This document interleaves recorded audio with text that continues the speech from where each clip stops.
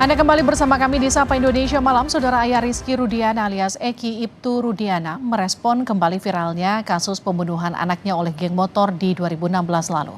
Ia berharap kasus ini bisa segera terungkap. Ayah korban Ibtu Rudiana saat ini menjabat Kapolsek Kapetakan Kabupaten Cirebon, meminta agar masyarakat tidak berasumsi atas kasus yang menimpa putranya.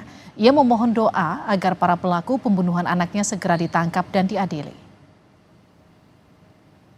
Saya tidak diam, saya terus berupaya dan bekerja sama dengan reskrim.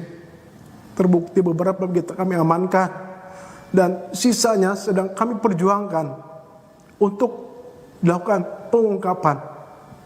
Sekali lagi saya mohon doa, mudah-mudahan